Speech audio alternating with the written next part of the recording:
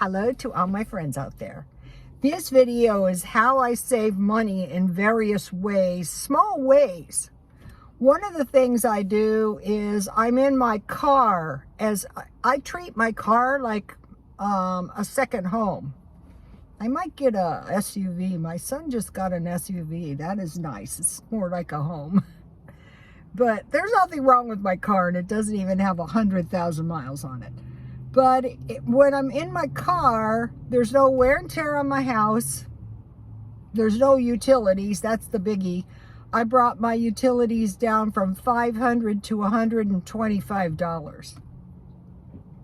My gas is, I get $25 on Monday, and I can only make it until about Friday. Then I have to get $25 more.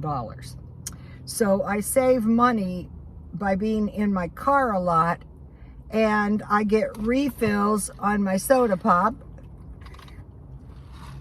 and I go to the gym, which the first membership I got was $9.98, and then I wanted to see if I would use it, and I did. So I upped my membership to $30 a month, which is $1 a day, which is still cheaper than being in my house. So when I first started going to the gym, I had no big aspirations. My idea was just to maybe get on the treadmill a little bit and try to do a few weightlifting exercises. They have the machines. And so it was kind of a daunting task. So if you are an older lady and you go, wow, I can't see that, they help you, and you can tailor it.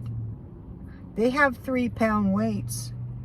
So it's been since October 10th, and I told them if I could just get slender, which in my mind was totally impossible, because for like 5 years since I retired, sometimes I was walking 2 hours a day. But walking only burns 1 calorie a minute. Your best weight is weight. So, okay, so that is very inexpensive, and it's cheaper than being in my house. So I do that. And it's good for my heart, which pumps blood to my brain, which gets spacey at night. You have seen that. So, I cut my son's hair today. I said, don't you think I should work? I'm able-bodied. He said, no, you should retire. So, okay, one of the things I liked about cutting hair was the lifestyle of hairstylists. Also, you're around every kind of person you can ever imagine. Rich people, poor people, young people, kids. I had kids that I cut their hair until they joined the military, and I would cry. So now, this gym thing is like a population that I have never been exposed to. And so that's why I like it very much. And when you're exposed to these populations of people that you have never been around, you learn a lot. So don't think you know everything, because I watch bodybuilding on YouTube, but when you get into the gym, you realize it's a lifestyle. I was at this 7-Eleven, and I saw one of the stars of Married at First Sight, and he had been in one of the gyms. The gyms over here are expensive, but I thought these people spend a lot of time in the gym. Never thinking I'm going to spend a lot of time in the gym, never. But now I've kind of changed my approach. Maybe I can get lean. So don't say you can't do it, because maybe you can. And one of the men was telling me they're very helpful. I said, yeah, I'm trying to do the keto diet. He says, well, why don't you just eat a little carbs at night when you need it? And I thought, yeah, I don't think it's going to do me in if I add 3 tablespoons of rice. And then I've been meal prepping my meals because I have to feed my muscles, you guys. That is a joke. Okay, so that is a good tip if you're trying to do the keto Like I bought, one of the ladies told me about keto tortillas and keto bread, which is really helpful. There's like no carbs in it. Okay, I'm on the search for large canned meals at a good price, $2 thereabouts, and I can't find any in the flavors that I need. Like I need the hearty tomato, the pea soup.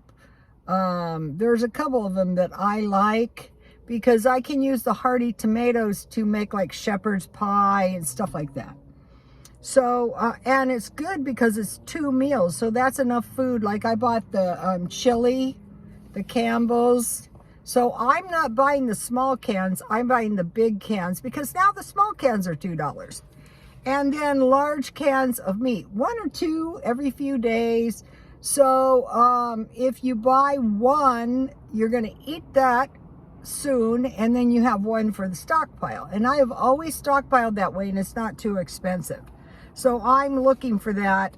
Have you guys heard about, okay, there's AI art. You can do all kinds of art. You tell the art, you tell the AI what you want. And I posted some of our AI art on Instagram. Now they have AI music. It's an app. And so you tell the AI what you want to sing, and it sings it in your voice. So my son did it, and I told my son, you know what is crazy? I can sing along. I can't sing. I go, you should go to Nashville. He goes, I can't sing either. It's the AI. So that is really fun if you want to do that. Okay, now, going back to the lifestyle, I wanted to revamp my Christmas ornaments. I put them up early, so I thought I'm done with these. So I made 2 flower arrangements that came out pretty darn good. So I'm going to be investing more in these flower arrangements. And I put them in my kitchen, and they're on my Instagram. Okay, be your own wardrobe stylist. So, okay, this week I'm not spending any money, and then next week I'm cutting my grocery bill by 25%.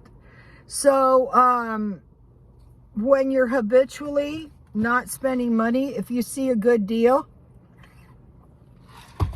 you can pick it up. So, okay, last summer I bought these boots, and I got them marked down. So these will last me about 2 years. And then after the red and black thing, I thought just go to beige. And then depending on what they come up with. And so yesterday I was at Target, and I was looking for gym shoes. So I got these. I usually buy 2 of these a year. So I buy 2 boots, and I'm going to beige. No more of this crazy colors. Okay, home decor. I'm working on that. Have you ever walked into someone's house and you go, wow, this is nice? That is what I loved about hairdressers. Some of them are very artistic. Some of the shops I worked in were just down and dirty, literally. And we would do a lot of work. But that was a very attractive lifestyle.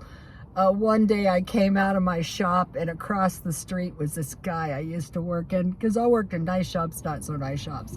I go, oh no, where's the nearest dime so I can dangle my legs off a dime?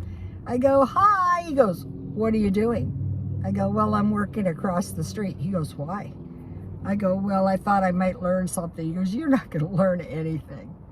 He was kind of right, but I can't say that I didn't learn things, because I did. They thought they were, but they weren't really the best stylists. But